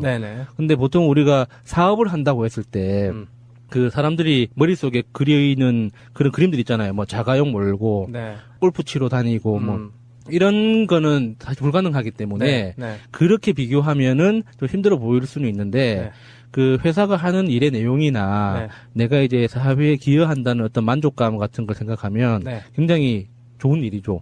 그리고 이거는 당연하게도 그 제가 창업 멤버였기 때문에 월급을 기대할 수가 없는 거예요. 그렇죠. 이게 뭐 매출 정산을 하거나 주주총회를 통해서 정산하고 난 다음에 이제 우리가 뭐 생활비를 조금씩 나누거나 네. 뭐 이런 식으로 이제 운영을 했기 때문에 네. 이게 힘들었지만 이제 어쨌거나 저도 그때까지 이제 제대로 된 월급을 받아본 적이 없었던 거죠. 그래서 제가 진짜로 월급을 받았다고 한다면 국회에서 보좌관 일을 하면서 최초에 이제 어떤 세금까지 정확하게 내는 그 사대보험이나 뭐 이런 거 있지 않습니까? 거기다가 보좌관은 별정직 공무원이거든요. 그래서 공무원 연금을 납부해요. 공무원 연금 보험료를 따로 내거든요. 그러네요. 그래서 이게 퇴직을 하게 되면 그걸 이제 연금으로. 그러니까 그렇게 예를 들어서 보좌관 20년을 하면 공무원처럼 연금이 나옵니다. 네네네. 20년 적립을 채우면 채우면 나오죠. 공무원 연금이. 예, 그 20년 공무원 연금 납부를 목적으로 전문적으로 하시는 분들도 있어요. 네. 보좌관 업무를. 그래서 그만큼 이제 보좌관 업무라는 게 영역이 굉장히 다양하고 세분화되어 있기 때문에 자기 전문성만 하나 정확하게 딱 잡으면 사실 그 평생 직업으로도 괜찮거든요. 보좌관이. 그러니까 공무원처럼 뭐 65세가 됐다고 해서 은퇴해야 된다 이런 것도 없어요. 그래서 65세 지나고도 할 수 있는 거예요? 70 넘으신 분들도 몇 분 계세요. 자기 전문 분야로 따라갈 수만 있으면 가능한 거예요. 이게 자기 전문 영역을 정확하게 그러니까 정치적으로 계속 커버만 해줄 수 있으면 나이랑 상관없이 얼마든지 할 수 있거든요. 그럼 우리 중전아버지한테 전화 한번 해봐야겠다. 예. 지금이라도 뭐 꿈을 가지신다면. 그래서요. 계속 해보세요. 그러니까 보좌관 일을 하면서 이제 월급다운 어떤 그런 개념을 그런 돈을 제가 벌어보기 시작했는데 이게 처음이었어요. 그러니까는 그렇게 정해진 날짜에 예측할 수 있잖아요. 예를 들어서 제가 어떤 사기업에 직원으로 들어 있었다면, 그렇지. 뭐 경기가 어렵거나, 뭐 하든 상관 안 하고, 뭐 영업 실적이 안 좋으면은 뭐 이렇게 들쑥날쑥하거나 이렇게 그렇죠. 때릴 수도 있잖아요. 네네네. 근데 별정직 공무원이기 때문에 너무 정확하게 돈이 들어오는 거예요. 그렇죠. 시간만 가면 알아서 이제 따박따박. 근데 그 시간을 보내는 게 너무 고통스러워서 그렇지. 일이 많으니까. 일이 많으니까 고통스러워서 그렇지. 정확한 날짜에 정확하게 입금된다는 것 자체가 처음에는 그러니까 그런 걸 처음 겪어봤잖아요. 너무 좋은 거예요, 진짜. 제대로 된 일을 여태 해보지 못했다가 뭔가 내가 제대로 사는구나. 와, 나도 진짜 이렇게 큰 돈을 이렇게 내 통장에 찍히다니 뭐 이런 느낌이 드니까 이게 할 만한 일이구나. 그러니까 아무리 이렇게 일이 많아도 열심히 해야지. 뭐 이렇게 이야기를 했었는데 이게 한 1년 정도 지나고 나니까 문제의식이 딱 생기는 거예요. 위험하구나. 네. 왜? 그러니까 월급이라는 틀에 내가 끼워 맞춰지는 느낌인 거예요. 그러니까 내가 내 인생을 꾸려나가는 그 기준점이 그러니까 내가 예를 들어서 5급 비서관이었어. 그러면 4급 보좌관이 되면 월급이 1,200만 원 많아지거든요. 그러면 내 인생을 이렇게 한 단계 끌어올리기 위해서는 경쟁을 통해서 내 동료 중에 누구 하나를 끌어내리거나 그 사람을 어떻게든 이렇게 조직 밖으로 내쳐야지 내 자리가 생기는 거예요. 야, 국회에서도 그런 경쟁이 있네요. 그러니까 그런 경쟁 구조 안에서 이 문제다. 누군가를 제껴야 한다는 상상을 그때 처음 해본 거예요. 그러니까 그 전까지는 내가 열심히 하거나 안 그러면은 누군가와 같이 협력해서 도와주거나 이렇게 해서 전체가 잘 되는 방법에 대해서 골몰하고 고민했다면 그러면 어느 순간 나도 모르게 본능적으로 누군가를 제껴야 한다는 이 상상을 계속 하고 있는 거예요. 그거 힘든 일이에요. 그게 본질적으로 그러니까, 본인하고 안 맞는 거죠. 그러니까 월급이라는 그 틀에 내 생활을 맞추다 보니까 내 생활이 조금 더 넉넉해지고 더 커지려면 더 많은 돈은 누군가 월급을 더 많이 받아야 되잖아요. 그 월급을 많이 받는 방법은 하나밖에 없는 거죠. 경쟁해서 그 사람을 끌어내리고 내가 올라가고. 그게 트럼프 방식이잖아요. 그러니까 이게 갑자기 그 문제의식이 너무 심각했어요. 이게 이렇게 살아도 되는 건가? 만약에 이분 참 바른 사람이네 보니까. 그러니까 내가 만약에 그래서 뭐 월급을 더 많이 받았다고 쳐. 그래서 내 인생이 바뀌는가? 생각해 보면 나는 어차피 그 국회라는 조직 공간 안에서 굉장히 투쟁적인 전투적인 공간이거든요. 어쨌거나 싸워야 돼 누군가와. 그러니까 우리 그 의원실 직원들하고는 어떻게 으쌰으쌰 하더라도 결국에는 으쌰으쌰하는 목적이 다른 의원실과 싸우기 위해서 으쌰으쌰 하는 거거든요. 그러니까 이게 일하는 이유와 일의 결과와 목적 자체가 좀 경륜이 있는 보좌관들은 좋게 말씀하시죠. 그렇게 경쟁과 투쟁을 통해서 이 사회가 더 큰 틀에서 우리가 기여하는 바가 훨씬 많다고 네. 말씀하시는데 제가 관점의 차이인데 그 말씀을 제가 부정하는 건 아니에요. 네네네. 부정하지는 않는데 내 몸에 너무 안 맞는 거예요. 본인이 그렇게 그 싸우는 방식으로 해가는 게 그래서 그게 딱 느껴지기 시작한 순간부터 몸도 힘들어지기 시작하는 거예요. 의욕도 떨어지겠죠. 네. 그렇죠. 마음이 먼저 가니까. 네. 그래서 이렇게 몸이 무너지기 시작하니까 네. 이게 정말 여기저기 피가 막 나고 막 실제로 피가 나고 네네. 막 진짜 몸이 막 망가지기 시작하는 거예요. 그럴 수 그래서 있어요.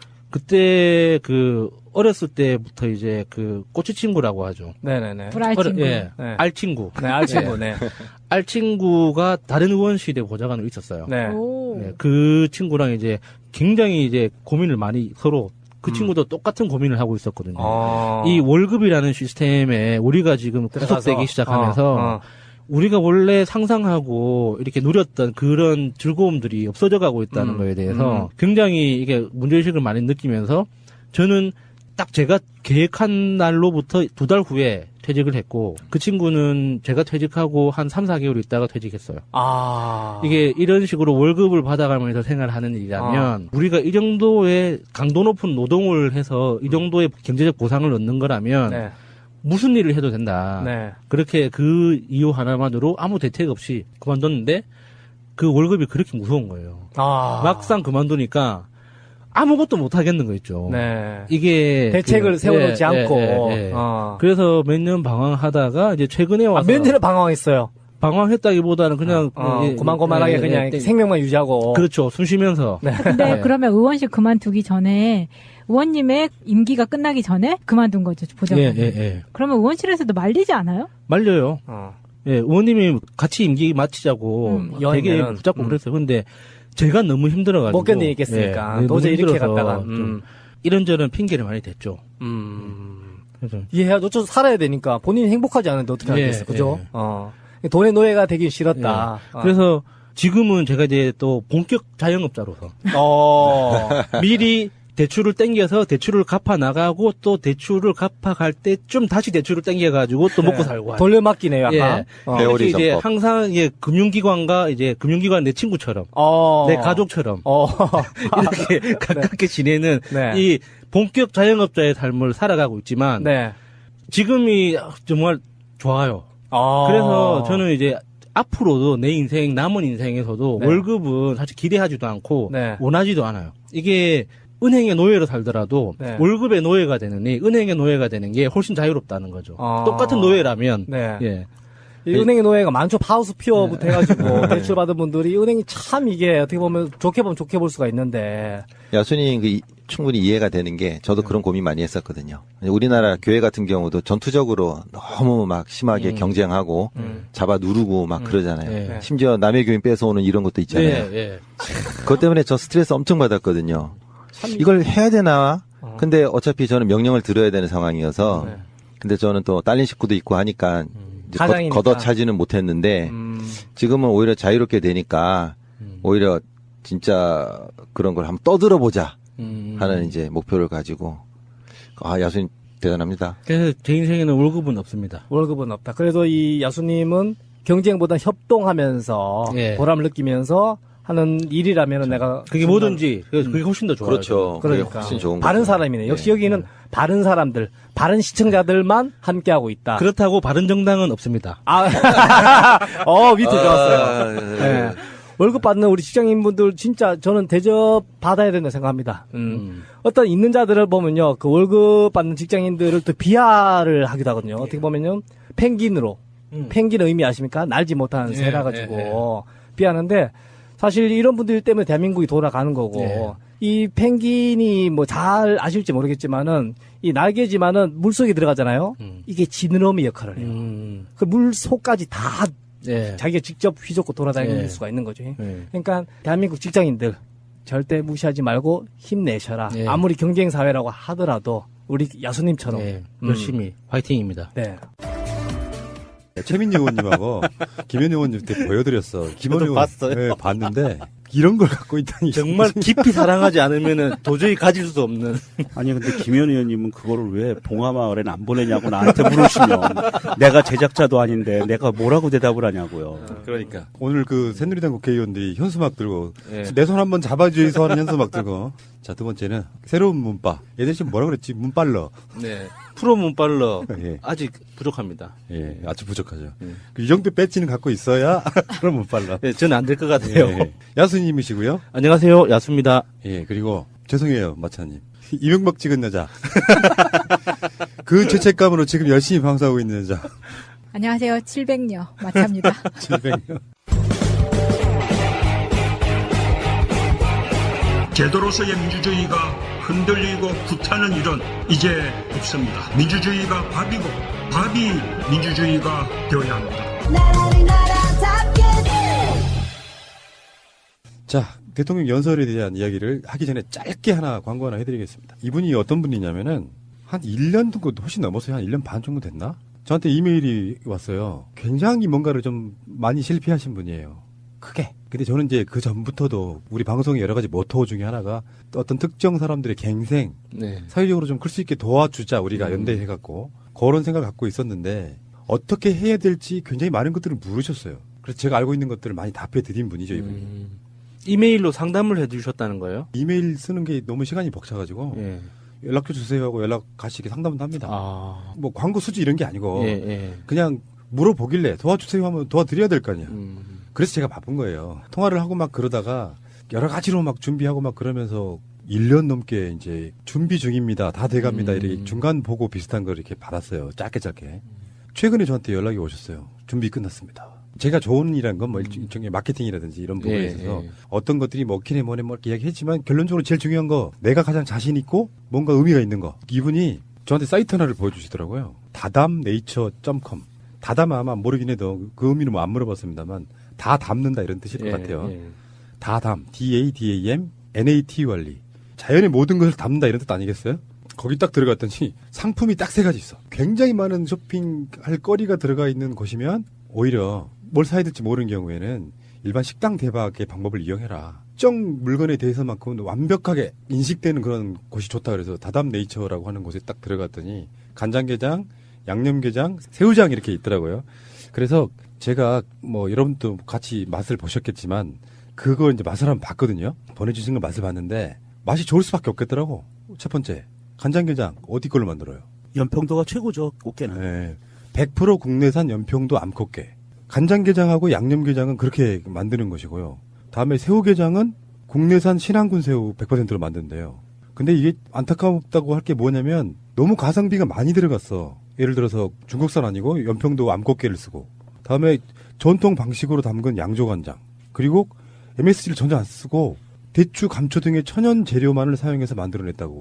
이게 보통 우리 간장게장을 만들 때요. 간장게장은 대부분의 주부들이 슈퍼에서 양조간장을 사다가 그렇지 섞어 쓰지. 예, 뭐 양념해서 끓여서 물 부어서 희석해서 이렇게 쓰고요. 거기 끓일 때 단맛을 내기 위해서 단맛을 내는 거를 넣어요. 물엿이라든지 뭐 이런 걸 넣거든요. 보통은. 그런데 여기는 정말 천연 재료로만 사용한 거고 이건 정말 건강한 거네요. 맛을 보니까 정말 좋아요. 이렇게 입에 쫙쫙 붙는다 그럴까요? 그 밥도둑. 절도범이라고 그러죠. 그렇죠. 절도범. 밥도둑. 밥 절도범. 네. 그래서 이분이 그 시간 동안 뭘 했냐 봤더니 그런 거 한 거예요. 수도 없이 수백 마리의 꽃게 같은 걸 넣고 맛있는지 안 맛있는지 숙성 같은 거를 다 비교해 보고 그 연구를 한 거예요. 그래서 전 다담네이처라고 하는 것이 간장게장, 뭐 양념게장 이쪽에 대명사가 되지 않을까 이렇게 생각을 해봅니다. 저희 어머니가 간장게장 아주 잘 담그세요. 아이고 부럽삼. 우리 어머니 못 담그십니다. 애지간한 데 다니면서 식당 가서 간장게장을 먹어봐도 어머니만 하는 데가 없거든요. 근데 이거는 만만치 않아요. 또 먹고 싶네.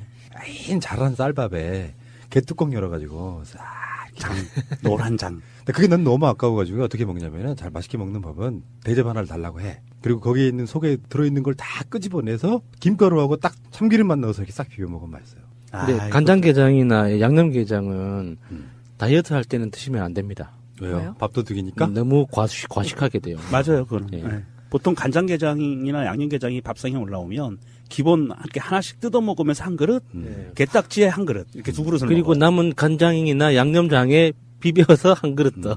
하나 더 있는 그 새우장이 서운해하겠다. 새우장은요 원래 이제 간장 게장이나 양념게장은 좀 약간 달라요. 간단히 말하면 이렇게 제가 요리를 좀 하는 입장에서 설명해 드리면 뜨겁게 끓어오른 장을 살아있는 게한테 붓는 거예요. 원래는 부어서 그거를 3번, 4번 정도를 해야 돼요. 그렇게 해서 양념이 배어들게 하는 거고 양념게장은 생물인 상태의 게장에다가 양념을 버무린 거예요. 비슷한 방식으로 만드는 게 새우장인데 이게 새우장이 먹어보면 굉장히 달아요. 이거 양념 탓도 좀 있겠지만 이런 맛을 좋아하는 사람들은 미치는 거예요. 이게. 그 새우가 가지고 있는 원래 그 단맛이 있잖아요. 새우 살이 가지고 있는. 사실 저는 새우장을 그동안 한 번도 못 먹어봤거든요. 새우젓은 많이 먹어도. 근데 이번에 제주도 가서 먹어봤어요. 반찬으로 나오는 거예요. 6,000원짜리 식단에서. 이 양반이 저 호강은 다 하고 왔구만. 6,000원짜리 식단에 게장도 있고요. 새우장도 있더라고요. 그래서 먹어봤는데 정말 달아요. 달아요. 정말 달아요. 네. 자, 이걸 왜 소개해드리냐. 여러분들은 다담 네이처만 기억하시고요. 이 다음 방송에서 나오는 우리 이벤트 퀴즈에 이분들이 처음에 내가 가격도 안 보고 10명 주세요 그랬거든요. 근데 가격이 좀 비싸. 그래서 내가 스스로 철회를 했네. 주시겠다고 하는 거를. 10명을 주시면은 몇십만 원어치가 되는데 이제 막 시작하신 분이잖아요. 그래서 저는 전적으로 좀 도와드리고 싶습니다. 이분을.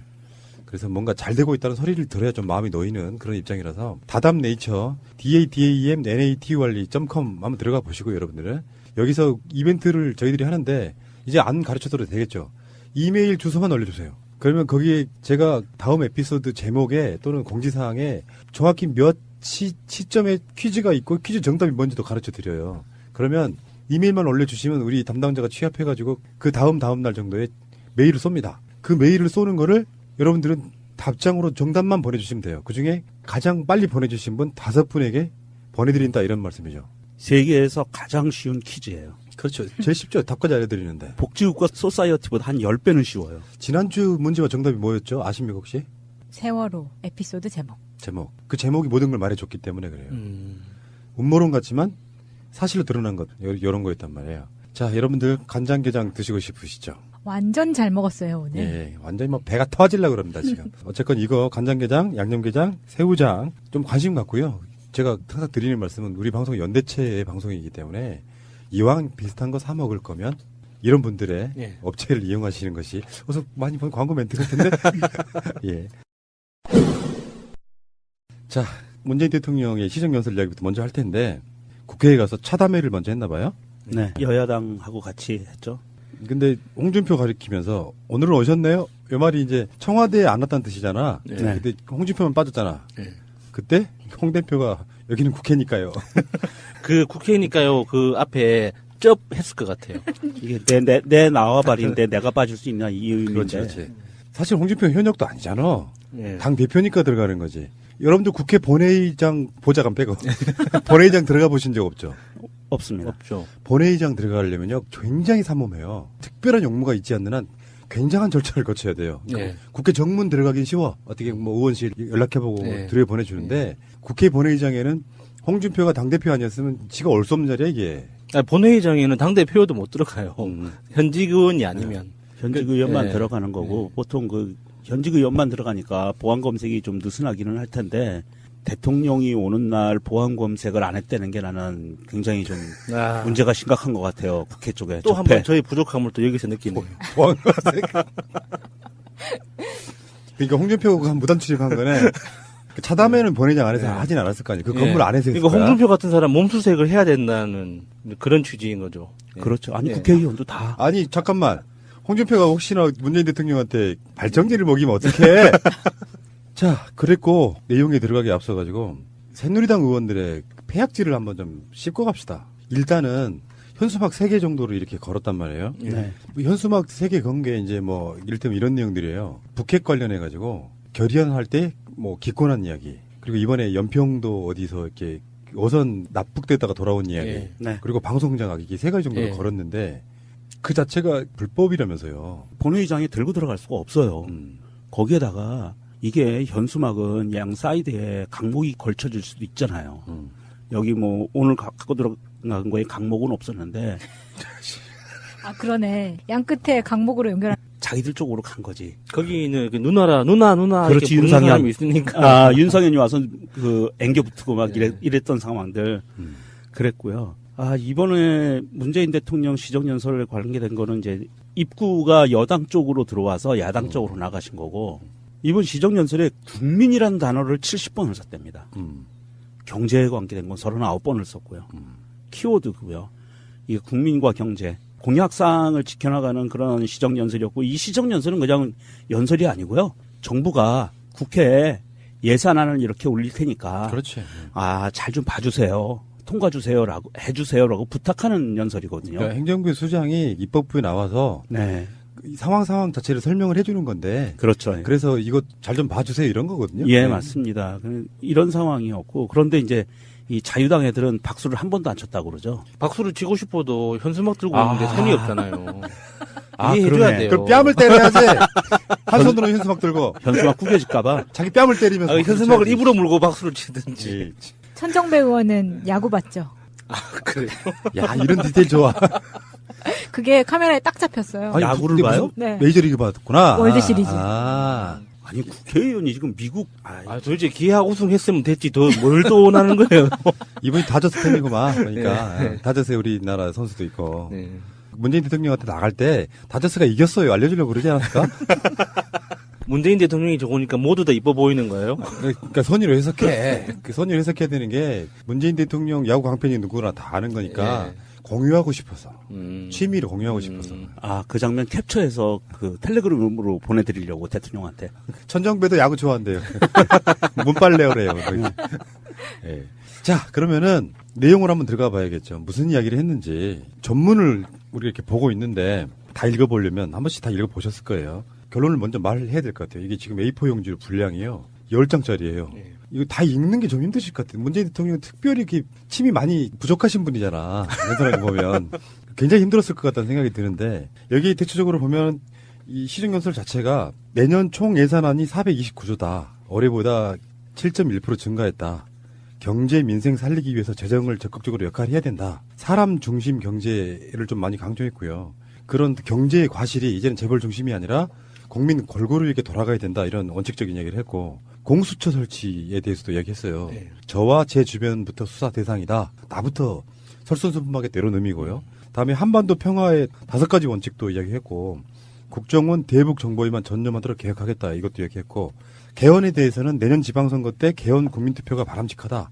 뭐 그런 얘기까지 하면서 지금 A4 용지 10장짜리를 중간에 이게 압축한다는 건 좀 어려운 일이지만, 그러니까 행정부의 수장으로서 개혁의 청사진도 밝혔고, 경제는 어떻게 돌아가야 되고, 내년 예산은 어떤 중심으로 짜야 되고, 이런 것들이 포괄적으로 나온 굉장히 중요한 연설이었다 이렇게 보고, 사실상은 문재인 정부가 처음으로 짜는 예산안이잖아요. 네. 여기에 대한 의미를 더 부여를 해야 될 것 같습니다. 그러니까 그 전까지만 해도 뭐 우리가 흔히 알고 있듯이 SOC 같은데 계속해서 집중되는 국회 예산, 그런 것보다는 국민과 복지 이런 개념으로 갈 것이다라고 이야기를 하고 있는 것이 핵심이 아닌가 싶어요. 그런 면에서 저는 이 그 시정연설문 전문을 읽어보면서 좀 감동받았던 게, 이명박이 우리나라에 심어놓은 가장 그 고질적인 병폐가 효율성, 경영 합리화라는 이런 게 정부 운영에도 이렇게 이식이 돼 있었거든요. 그래서 정부 예산조차 뭔가 남겨야 됐어요. 그래서 재정 지출이라는 개념은 항상 흑자를 전제로 해서 그 기계적인 확대만 있었거든요. 그러니까 물가 인상률만큼, 물가 상승률만큼만 다음 해 예산안 총 지출액이 늘어나는 굉장히 소극적인 예산 편성이었단 말이죠. 그런데 문재인 대통령이 이게 재정 이론에서 주장하는 경기가 힘들 때는 정부가 지출을 늘리고, 경기가 너무 뜨겁게 달아오를 때는 달아오르는 속도를 조절하기 위해서 흑자로, 이게 재정 흑자로 전환시키고, 경기가 안 좋을 때는 지출을 늘려서 그 재정 적자로 이렇게 추진하고 하는 이런 식으로 해서 국가의 총 경기 상태를 조정해야 된다는 조정자 역할을 해야 된다는 주장이 그동안 시민사회에서 끊임없이 있었거든요. 그런데 지금 거의 10년 만에 7.1% 증가한 수준으로 이 물가 상승률보다 훨씬 더 높은 거잖아요. 이렇게 적극적으로 지출을 늘리는 게, 그러니까 지금 우리나라 경제 상황이 안 좋다는 걸 반영하는 거지만, 그게 그동안 시민사회에서나 학자들이 주장해왔던 거예요. 이렇게 적극적으로 지출을 늘려야 한다는 거. 그래서 그게 강목은 없었는데 이게 흉기예요. 현수막이. 그렇죠. 현수막으로 사람을 묶을 수도 있거든요. 근데 그런 지점에서 이야기를 하는 건 아니고 뭐냐면은 의사 진행에 방해가 될 수 있는 요소는 갖고 들어갈 수 없다. 이게 법으로 정해져 있는데. 그래서 보통 본회의장에서 가장 많이 쓰는 게 손팻말, A4 용지 사이즈의 손팻말을 주로 사용하죠. 컴퓨터 모니터 앞에도 그렇지만 박수도 안 치고. 아니 대체 지금 이 나라 이 상황을 누가 만들어놨냐고. 책임자들이 지금 저러고 있는 거예요. 정권 교체 인정 안 하고 있는 거거든요. 근데 문재인 대통령의 놀라운 멘탈은 그러니까 자유한국당 의원들의 실드는 이런 거 아니에요? 설마 우리 쪽으로 올 줄 몰랐다. 그러니까 모양새가 이상해진 거예요. 한쪽으로는 현수막을 들고 있으면서 한쪽으로는 악수하는 이상한 모양새가 생긴 거예요. 그림이 너무 웃기더라고요. 그것도 활짝 웃으면서 그 정치인들은 악수와 미소가 신경이 하나로 이렇게 붙어 있잖아요. 이 악수 이꼴 미소 이게 훈련이 돼 있으니까 자기도 모르게 미소가 나와버린 거예요. 한쪽 손에 왼쪽 손에 현수막을 들고 오른손으로 악수를 하는데 그 악수를 거부하든지 아니면 인상이라도 쓰든지 해야 되는데 너무 환한 미소가 같이 나와버린 거지. 그러니까 제가 봤을 때는 국회의사당에 대해서 자유한국당 국회의원들 다수는 동물원 원숭이 된 겁니다. 공영방송 장악 음모 밝혀라. 북핵 규탄 유엔 결의안 기권 밝혀라. 북나포 5선 7일간 행적 밝혀라. 이게 지금 시정연설에서 이야기에 대해야 문제도 아니고요. 민주주의 유린 손팻말 붙이고 아니 민주주의 유린해가지고 지금 나오고 있는 수개월간의 각종 보도들은 뭡니까? 자유당 의원들이 현직 의원들이 현수막 3개를 붙였는데 좀 조목조목 좀 따져줄까요? 이 중에 나포선 7일간 행적 밝혀라. 이게 이제 북한에 납포됐다가 돌아온 배에 대해서 도대체 대한민국의 해경은 뭐 했냐라는 뜻이거든요. 그런데 이게 새로운 뉴스가 밝혀진 게 있습니다. 이 어선이 어획량을 늘리기 위해서 많이 잡을 욕심에 AIS를 끄고 넘어갔대요. GPS 같다 그러죠. 네, GPS 이런 거. 그러니까 배 항적을 추적할 수 있는 기계를 끄고 월북을 한 거예요. 동해 그 한계선을 넘어가 버린 거예요, 북한으로.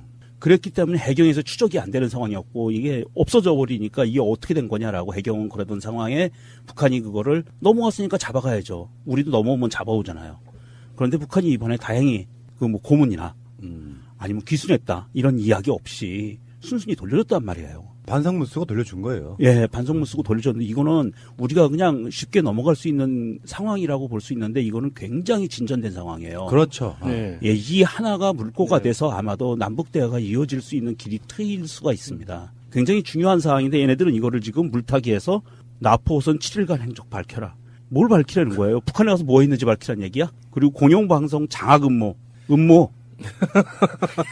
웃지 마요. 왜 음모로 웃고 그러세요? 큰일 나. 우리 뭐가 있어 지금.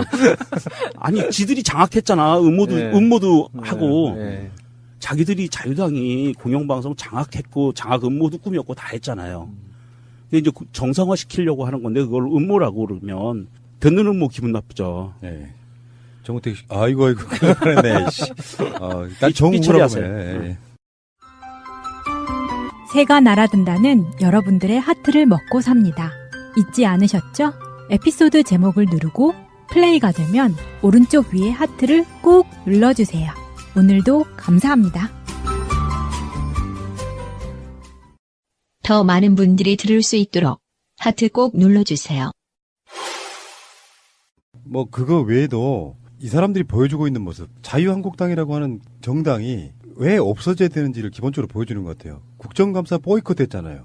방송 장악은 누가 했는데 그 핑계로 그 민주주의 방송 장악 하는 말마다 전부 다 말도 안 되는 말. 일반 국민들이 봤을 땐 정말 쟤들 뻔뻔하다. 저게 사람인가? 원숭이지? 그래서 아까 좀 전에 말씀드린 게 동물은 원숭이 된 거예요. 그래서 민주당 의원들이 한 명씩 다 셀카 찍어가지고 SNS에 올리고 있어요. 저런 사람같이 하는 것들이 다 있나 이런 거일 거 아니에요. 사실 본회의장 안에서 그런 그림을 배경으로 셀카를 찍을 기회가 많지는 않을 거 아니에요. 예. 문재인 대통령이 멋진 건 그런 거예요. 보통 박근혜 같으면 그쪽으로 안 가죠. 퇴장할 때.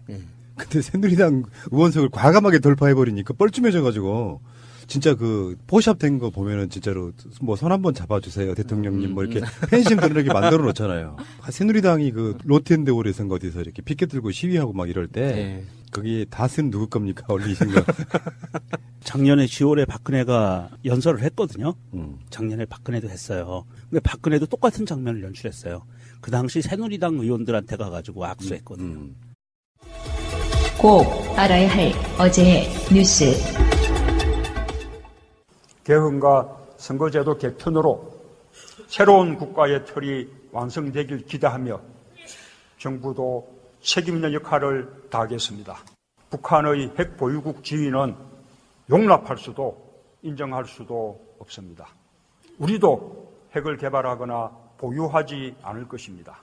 법안이 통과된다면 대통령인 저와 제 주변부터 공수처의 수사 대상이 될 것입니다. 저성장과 실업이 구조화되었고 중산층이라는 자부심이 사라졌습니다. 송두리째 흔들린 삶의 기반을 복구하는 것은 오로지 개인의 능력과 책임에 맡겨졌습니다. 성실하게 하루 8시간 일하면 먹고 사는 걱정은 없도록 정책을 혁신해야 합니다. 모든 사람, 모든 기업이 공정한 기회와 규칙 속에서 경쟁하는 경제입니다. 또 국민 누구라도 평등하고 공정한 기회를 갖도록 바꿔나가겠습니다. 이것이 제가 말하는 적폐청산입니다.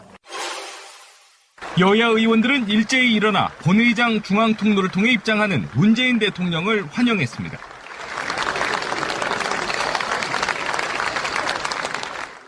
문 대통령은 다양한 문구와 도표를 이용해 내년도 예산안과 주요 법안 처리에 협조를 당부했습니다. 촛불 집회 사진과 태극기 영상을 활용해 국정운영 철학을 밝히는 동시에 국민 통합을 강조했습니다. 한반도 평화를 위한 초당적 협조를 당부하고 개헌 의지를 거듭 밝히는 대목에서는 국민의당과 바른정당, 정의당 의원들 사이에서도 박수가 나왔습니다. 북핵 문제 앞에서 정부와 국회 또 여와 야가 따로일 수 없습니다. 한반도 정책에 있어서만큼은 초당적인 협조가 있기를 기대합니다.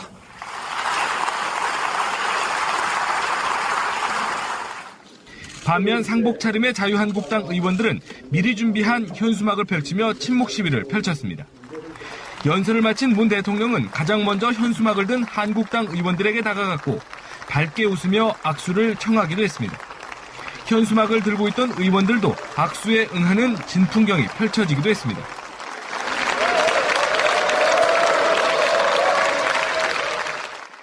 문 대통령은 시정연설에 앞서 여야 대표와 국회의장 주재로 간담회를 가졌는데 홍준표 대표와의 만남은 지난 대선 이후 처음이었습니다. 문 대통령이 먼저 만나게 돼 반갑다고 말하자 홍 대표가 여기는 국회니까요라는 답변을 해 잠시 어색한 분위기도 연출됐습니다.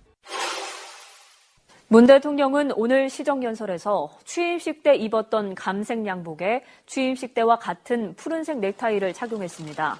청와대 관계자는 대통령이 5월 10일 취임식 당시에 입었던 양복을 다시 입고 넥타이도 같은 색상으로 골랐다며 초심으로 국정에 임하겠다는 의지를 표현했다고 설명했습니다.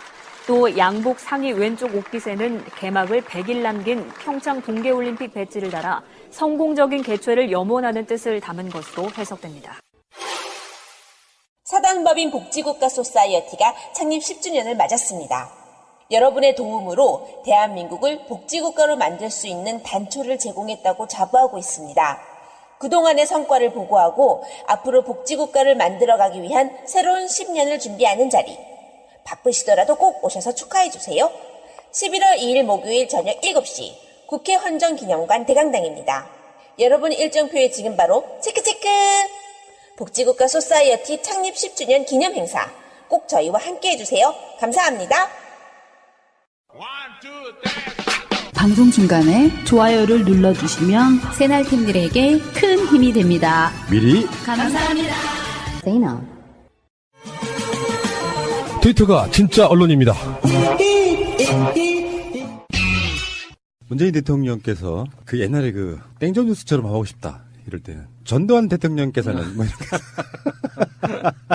땡문뉴스 시작하겠습니다.